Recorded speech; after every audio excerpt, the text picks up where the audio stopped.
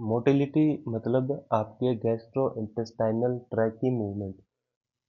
देखिए, स्वेलोइंग एक highly coordinated process होती है जिसमें वॉलेंटरी और इनवॉलेंटरी दोनों फेज शामिल होते हैं। सबसे पहले ओरल फेज यानी कि वॉलेंटरी फेज होता है जिसमें हम कॉन्शियसली फूड बोलस को टंग की हेल्प हेल्प से फेरिंग्स की ओर पुश करते हैं।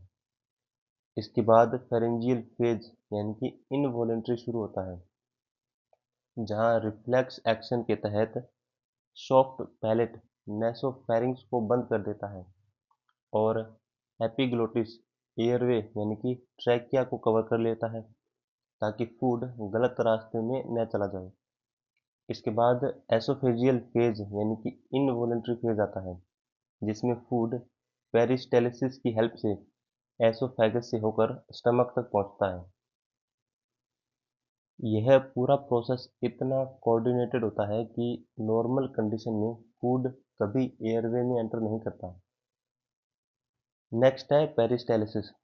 पेरिस्टेलिसिस जीआईटी यानी कि गैस्ट्रो इंटेस्टाइनल ट्रैक की एक फंडामेंटल मूवमेंट होती है जिसमें smooth muscle rhythmic wave like pattern में कॉन्ट्रैक्ट और रिलैक्स करती है।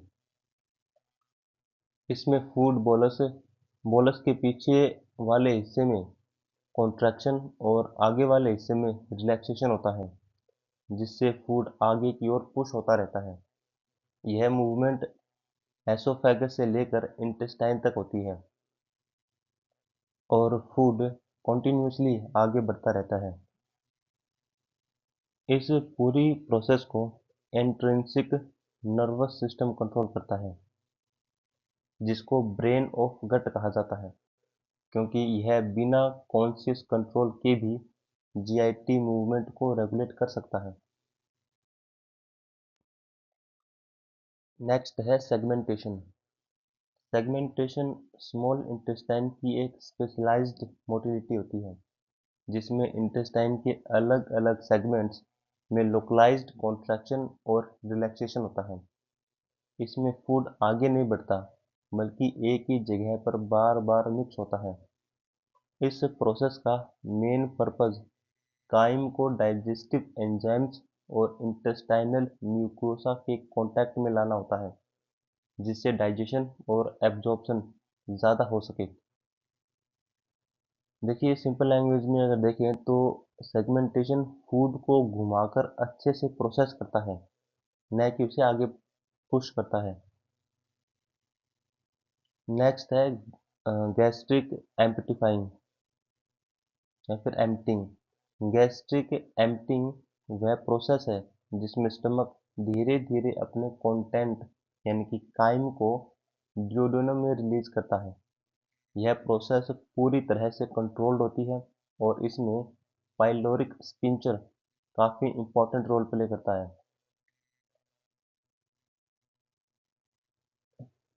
पाइलोरिक स्पिंचर एक वोल्व की तरह काम करता है। यह स्पिंचर छोटे छोटे अमाउंट्स में काइम को आगे जाने देता है ताकि ड्यूोडेनम उसे एफिशिएंटली हैंडल कर सके। इस प्रोसेस की स्पीड भी रेगुलेटेड होती है। अगर फूड में फैट्स या एसिड्स ज़्यादा है तो गैस्ट्रिक एम्पटिंग स्लो हो जाती है। इसका रीज़न ये है कि ड्यूोडेनम को समय मिल सके ताकि वह बाइल और पैनक्रियाटिक एंजाइम की हेल्प से प्रॉपर डाइजेशन कर सके। नेक्स्ट टॉपिक है सीक्रेशंस यानी कि डाइजेस्टिव सीक्रेशंस। देखिए, सलाइवा माउथ में सीक्रेट होने वाला पहला डाइजेस्टिव फ्लूइड होता है जिसमें मेनली जो कंपोनेंट होते हैं वो वाटर, म्यूकस, एमाइलेज और आयंस होते हैं। वाटर फूड को मॉइस्ट करता है जबकि म्यूकस ल्यूब्रिकेशन देता है जिससे फूड आसानी से स्वेलो हो सके। इसमें मौजूद सलाइवरी एमाइलेज कार्बोहाइड्रेट डाइजेशन की शुरुआत करता है, स्टार्च को सिंपलर शुगर में तोड़ता है। इसके अलावा सलाइवा में एंटीबैक्टीरियल प्रॉपर्टीज होती है जो हार्मफुल माइक्रोब्स को कंट्रोल करती है।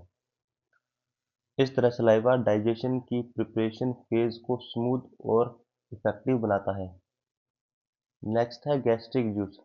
गैस्ट्रिक जूस स्टमक में गैस्ट्रिक ग्लैंड के थ्रू बनता है और सीक्रेट होता है, और इसमें मेनली HCl हाइड्रोक्लोरिक एसिड और पेप्सिन होते हैं।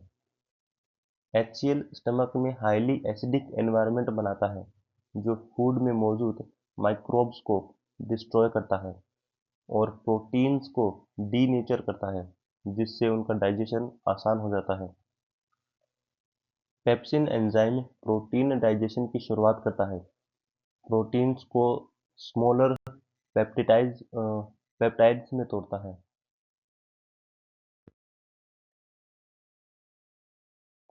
पैनक्रियाटिक जूस पैनक्रियाज के एक्सोक्राइन पार्ट से सीक्रेट होता है और यह स्मॉल इंटेस्टाइन यानी ड्यूडेनम में पहुंचकर डाइजेशन का सबसे इम्पोर्टेंट रोल प्ले करता है।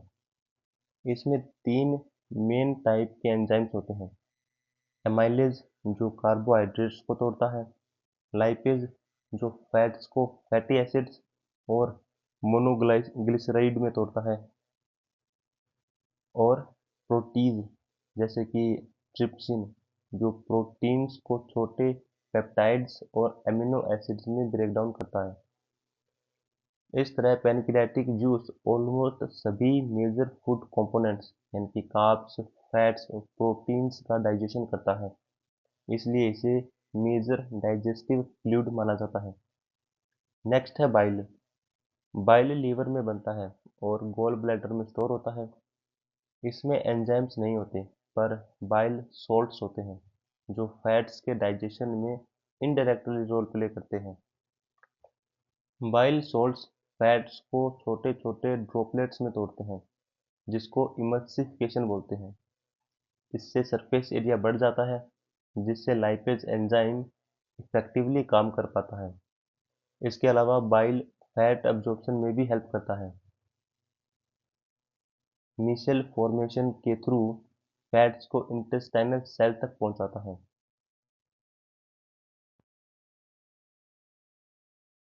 नेक्स्ट पॉइंट है डाइजेशन और एब्जॉर्प्शन।